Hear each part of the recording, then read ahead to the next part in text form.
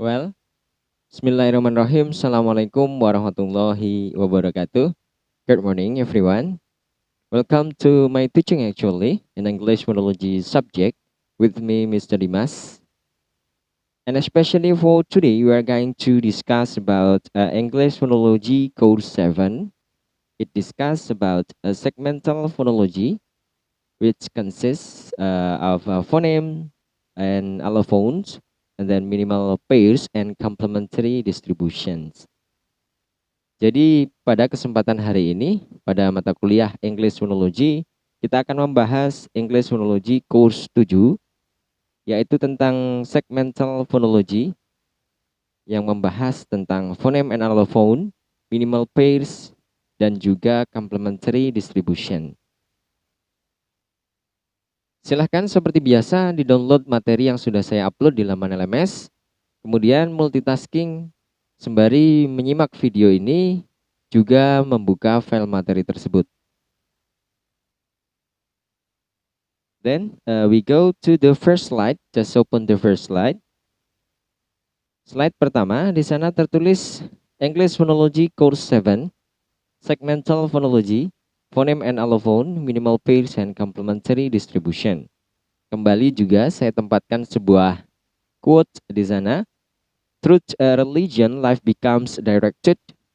Through science, life becomes easier. Through art, life becomes more beautiful. Yang artinya adalah melalui agama, hidup menjadi terarah. Melalui pengetahuan, hidup menjadi lebih mudah. Melalui seni, hidup menjadi lebih indah. Bisa juga diartikan dengan agama, hidup menjadi terarah. Dengan ilmu, hidup menjadi lebih mudah. Dengan seni, hidup menjadi lebih indah. Ya, itu perlunya keseimbangan antara agama, ilmu pengetahuan, dan seni dalam kehidupan kita. Karena pada dasarnya kita membutuhkan ketiganya dan keseimbangan dari ketiganya. That is the quote for today as the suggestion for you all. Next, we go to the next slide, second slide. Di sana saya gambarkan sebuah mind mapping yang mendeskripsikan tentang bahasan kita pada kesempatan hari ini. Yang pertama yaitu kita akan definisikan segmen. Apa itu segmen? Kemudian studi tentang segmental phonology dan cakupannya yaitu phonemes and allophones dan juga minimal pairs and complementary distribution. Next slide. Pada slide ketiga, silahkan dibuka. Apa pengertian segmen dan segmental phonology? There is a question over there. What is segment and segmental phonology? Apa itu segmen dan juga apa itu segmental phonology? Di sana tertulis segment is the sound which stand alone or individual sound. Sound consonant vowel or vowels such as p, k, t, ch, j, a, e, o, etc. dan lain-lain are segments when they stand alone. Maksudnya adalah segmen adalah sound yang berdiri sendiri atau juga disebut individual sound. Segmen adalah sound yang berdiri sendiri atau juga bisa disebut individual sound. Sound individu ya. Nah, ketika kita berbicara sound ada banyak sekali dalam English phonetic symbols ya. Ada sound consonant, vowels. Jadi ketika sound consonant atau vowels itu berdiri sendiri seperti p atau ke, misalkan c berdiri sendiri, mereka merupakan segmen ketika mereka berdiri sendiri. Segmen, individual sound. Kemudian apa itu segmental phonology? Segmental phonology is the study which discusses about the function of individual sound or segment in a certain language. Jadi pengertian dari segmental phonology adalah sebuah studi yang membahas tentang fungsi dari individual sound atau segmen tadi dalam bahasa tertentu. Segmental phonology adalah sebuah studi yang membahas tentang fungsi dari individual sound atau segmen pada bahasa tertentu. Kalau segmen tadi segmen adalah sound which stand alone atau sound yang berdiri sendiri, individual sound. Sedangkan segmental phonology adalah ilmu yang membahas tentang fungsi dari segmen itu sendiri. Ya, seperti itu penjelasan untuk segmen dan segmental phonology. Lalu dalam segmental phonology ada beberapa bahasan ya, yaitu phonemes and allophones, dan nanti ada juga minimal pairs dan juga complementary distribution. Silakan dibuka slide nomor 4, slide keempat. Ya, bahasan pertama dari segmental phonology adalah phonemes and allophones. Di sana sengaja saya tempatkan kutipan yang lumayan banyak ya, dari Becker and Bischwanger, kemudian O'Grady and Archibald. Lumayan banyak di sana, sengaja saya tempatkan agar memudahkan kita untuk menarik kesimpulan nantinya apa itu phonemes dan allophones, gitu ya. Di sana tertulis one of function of segment individual sounds is distinguished meaning. For the example, the words light and bite are distinguished only by their first sound L and B. Note, a spelling or letter is not important here. Focus on sound symbols. The initial sounds in light and bite are thus said to contrast or to be distinctive or to be in opposition. Contrasting units like this are called phonemes and form the basis phonology. Phonemes are defined as the smallest meaning distinguishing units in a language. According to Becker and Bischwanger 2006, page 59. Kemudian O'Grady mendefinisikan phonemes are mental categories. They exist in your mind for the purpose of creating contrast among words. Dan ditambah pengertian dari allophones di sana oleh O'Grady are physical sounds that occur in particular position when words are spoken. They are produced in your vocal tract as you speak. According to O'Grady and Archibald 2016, page 58. Di sana diceritakan oleh Becker and Bischwanger, diberikan sebuah klarifikasi panjang di sana. One of function of segment. Fungsi dari segmen atau individual sounds yang kita bahas tadi adalah distinguish meaning atau membedakan makna. Jadi salah satu fungsi dari segmen atau individual sounds itu salah satunya adalah membedakan makna. Seperti dalam contoh words, silahkan dilihat di sana. Light, kata light, sound symbol L, kemudian A, E, dan T di sana. Dan bite, kita fokus kepada sound simbolnya ya kalau dalam phonetics phonology. Oleh karena itu di sana disebutkan ada note, spelling or letter is not important here, focus on sound symbols.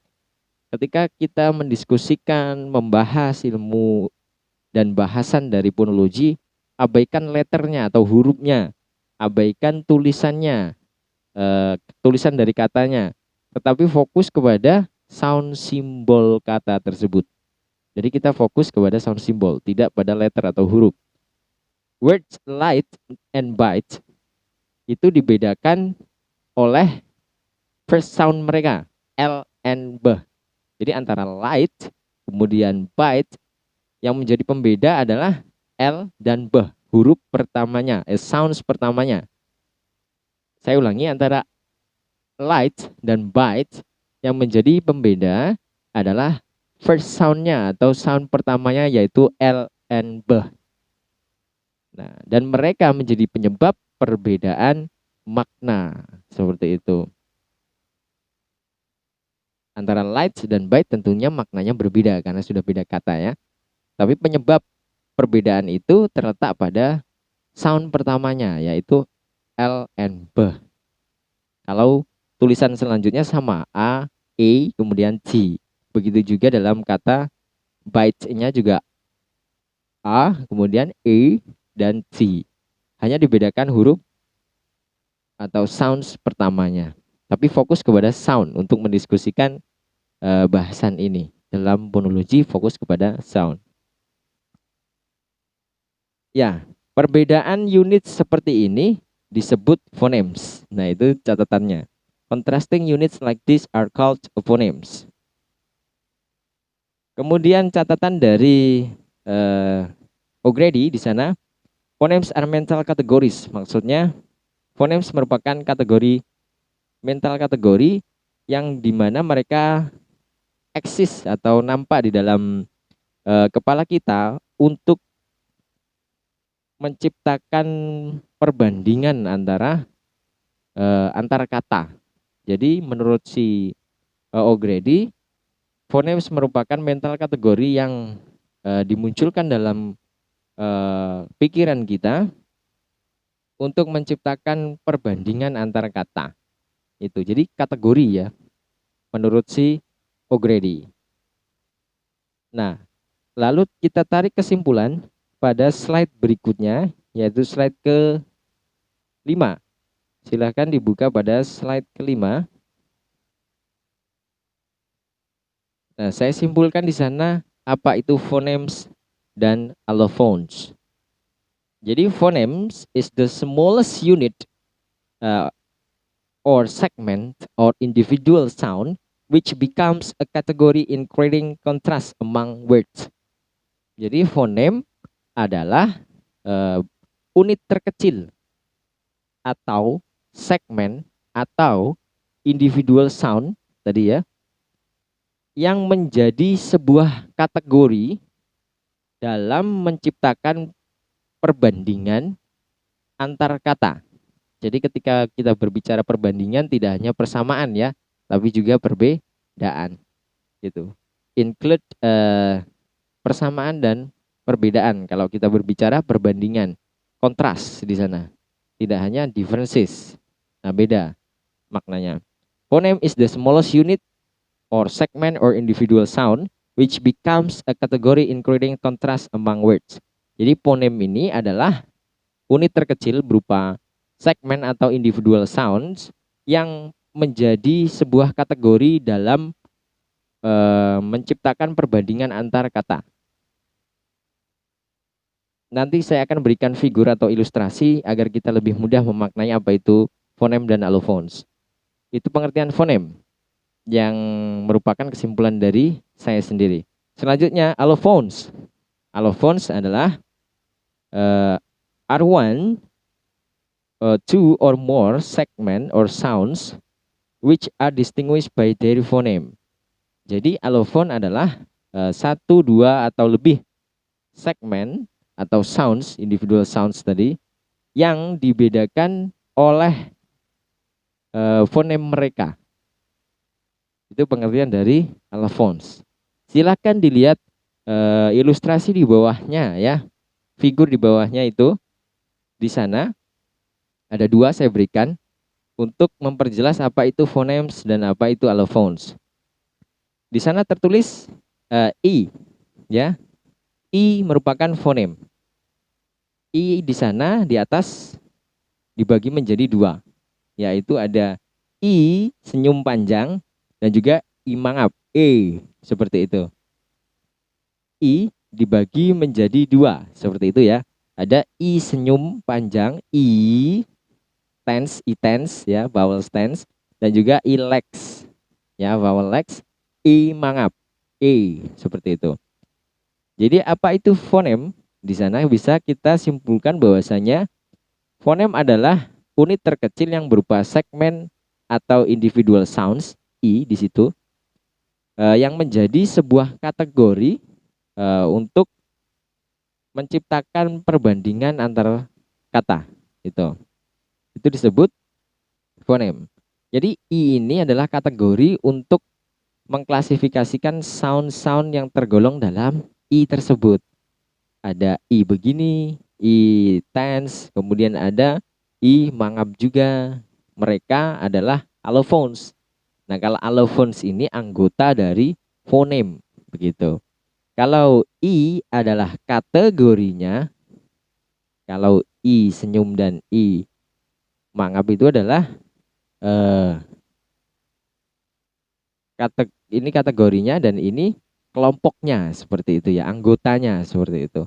Jadi fonem adalah kategori dan kemudian allophones adalah anggota dari kategori itu. Seperti itu untuk mudah ya. Phonemes adalah kategori yang berupa segmen itu tadi.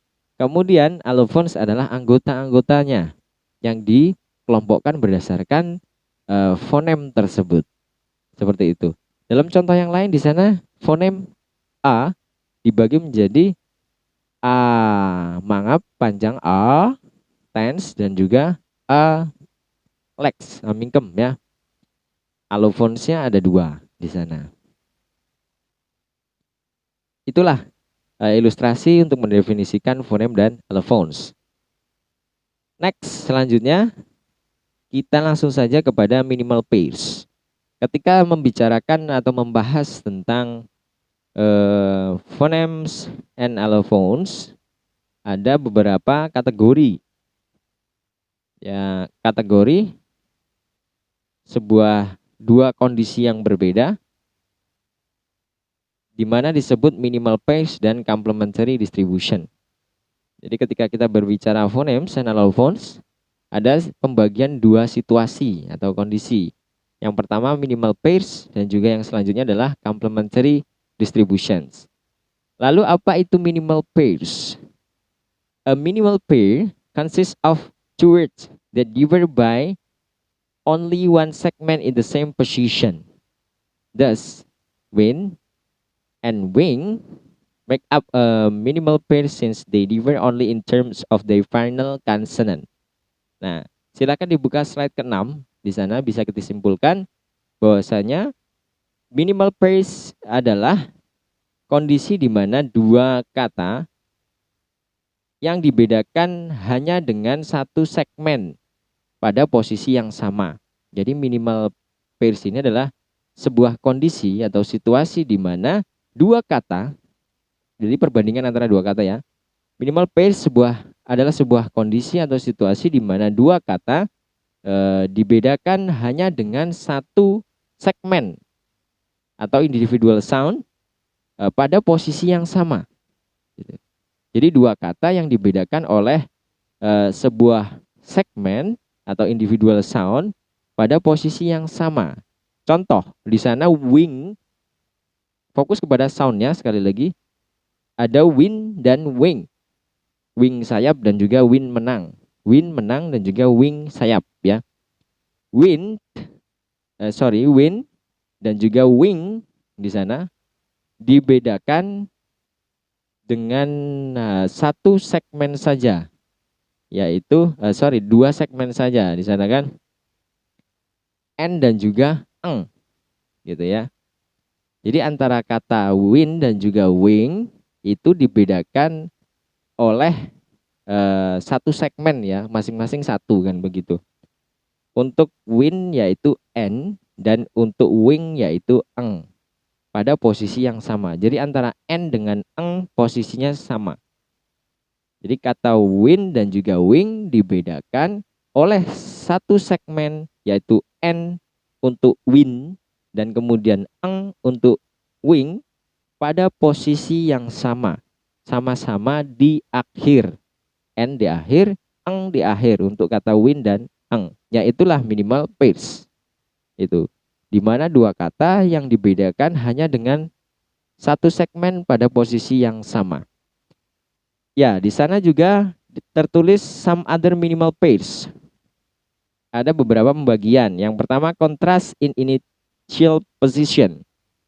Jadi antara zip dan zip. Nah, itu dibedakan oleh segmen pada posisi di awal. Antara zip dengan zip itu pembedanya segmen S dan juga Z yang berada di awal. Soundnya ada di awal.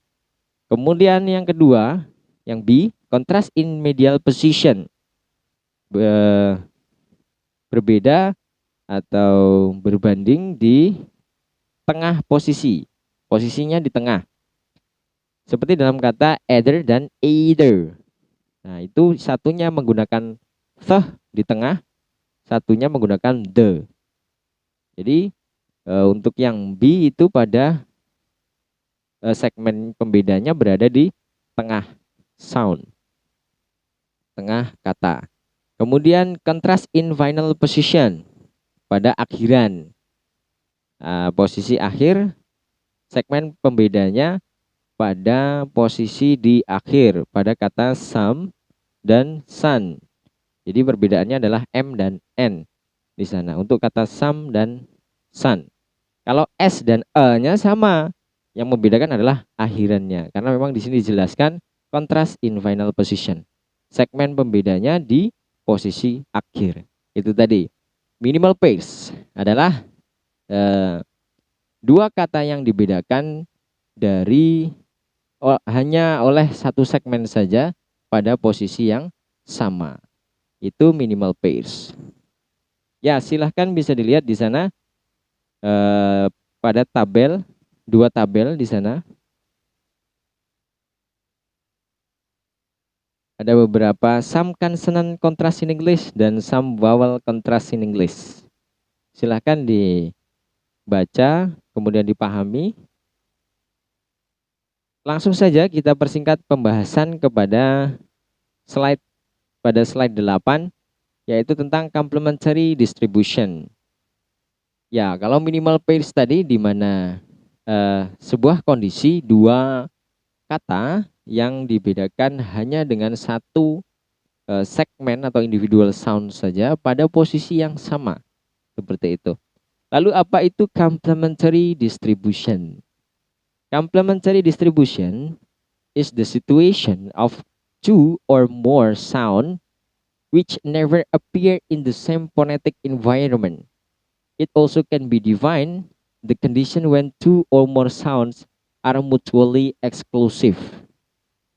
Maksudnya adalah complementary distribution dapat didefinisikan sebagai situasi di mana dua atau lebih sounds, jadi yang dibandingkan sound ya, dua atau lebih sound yang tidak pernah nampak pada fonetik, lingkungan fonetik yang sama. Apa ini maksudnya? Ya, complementary distribution adalah situasi di mana dua atau lebih sounds tidak pernah nampak dalam lingkungan fonetik yang sama. Itu juga dapat didefinisikan bahwa complementary distribution adalah kondisi di mana dua atau lebih sounds itu mutual eksklusif. Jadi complementary distribution itu merupakan situasi di mana dua atau lebih sound tidak pernah bertemu gitu ya, atau tidak pernah nampak berbarengan pada phonetic environment atau lingkungan fonetik yang sama. Mereka sama-sama mutual eksklusif. Mutual eksklusif itu kan berarti kan menjauhi satu sama lain. Jadi ada individu satu, mereka menjauhi satu sama lain, maksudnya mutual eksklusif. Mutually eksklusif yang dimaksud di sini adalah saling menjauhi satu sama lain atau tidak pernah ada titik temu di antara mereka pada phonetic environment yang sama. Lalu yang dimaksud phonetic environment yang sama ini seperti apa? Ya seperti minimal pairs tadi. Kalau minimal pairs itu mereka nampak pada phonetic environment yang sama atau lingkungan fonetik yang sama. Seperti dalam contoh minimal pairs tadi pada kata win dan wing. Nah, itu antara sounds n dan eng itu nampak pada lingkungan atau phonetic environment, lingkungan fonetik yang sama, di mana n dan eng pada kata win dan juga wing itu merupakan akhiran dari w, kemudian i. Satunya w i n, satunya w i eng.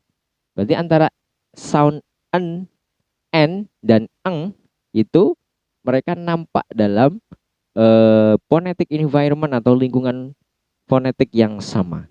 Jadi bisa dibandingkan. Mereka memiliki relasi seperti itu. Kalau complementary distribution di sini justru kebalikan dari minimal pairs tadi. Jadi dua sounds, ketika terjadi dua sounds, situasi ketika terjadi dua sounds itu tidak pernah nampak pada lingkungan fonetik yang sama sehingga tidak bisa dikorelasikan seperti itu. Kalau n dan eng tadi bisa dikorelasikan dalam minimal pairs. Jadi antara kata win dan wing itu dibedakan hanya pada akhiran mereka, yaitu sound n dan sound eng, begitu. Nah, kita langsung lihat saja contohnya. Pada paragraf kedua di sana, two sounds are in complementary distribution if x never appears in any of other phonetic environment in which y occurs. Nah, yang dimaksud di sini adalah dua sounds pada complementary distribution, misal sound X begitu ya, diibaratkan sound X tidak pernah nampak di manapun di environment phonetic yang mana Y nampak. Jadi mereka itu tidak pernah bertemu atau mutually eksklusif tadi. Jadi antara X dan Y, X tidak pernah nampak pada lingkungan si Y, dan Y juga tidak pernah nampak pada lingkungan si X, seperti itu. Saling menjauhi satu sama lain, nggak mau ketemuan mereka. Bertemu di sini bukan dalam satu kata, ya. Mohon dipahami, maksudnya di sini lingkungan fonetik yang sama itu bukan pada satu kata mereka bertemu, tetapi maksudnya pada formasi yang sama, seperti itu. Kalau N dan eng tadi kan formasinya sama-sama sebagai akhiran untuk kata W, I. Untuk sounds W, I, kemudian N, satunya W, I, satunya eng. Seperti itu. Mereka bertemu pada lingkungan yang sama. Yang dibicarakan adalah formasi dari fonetiknya. Seperti itu. Bukan tidak bertemu pada kata yang sama. Contoh, sound H dan eng di sana. There is an example that complementary distribution doesn't imply the allophones of the same phoneme. Antara H dan eng. H is found only found as an unset and never as a coda. Sebaliknya, eng occurs only as a coda and never as an unset. Maksudnya coda itu apa sih? H itu ditemukan hanya sebagai onset atau awalan dan tidak pernah sebagai akhiran. Itu maksudnya. Sebaliknya, eng nampak hanya sebagai awalan, selalu nampak sebagai awalan dan tidak, H, saya ulangi, H ditemukan hanya sebagai awalan, onset awalan, dan tidak pernah sebagai koda atau akhiran. Jadi koda itu akhiran, onset itu awalan. Sebaliknya, eng hanya nampak sebagai akhiran, tetapi tidak pernah sebagai awalan.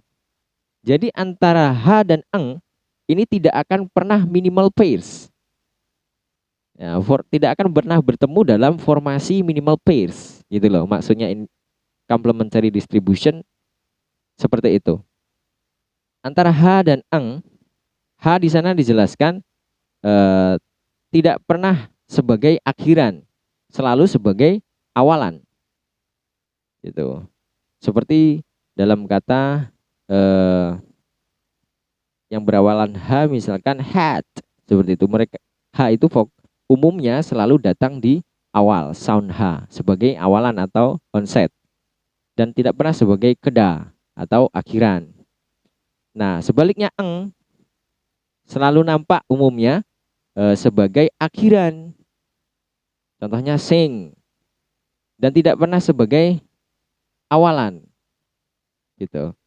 Jadi antara H dan eng tidak akan pernah memiliki phonetic environment yang sama atau formasi yang sama, kedudukan yang sama ketika ada dua kata dibandingkan, seperti dalam kata win dan wing tadi.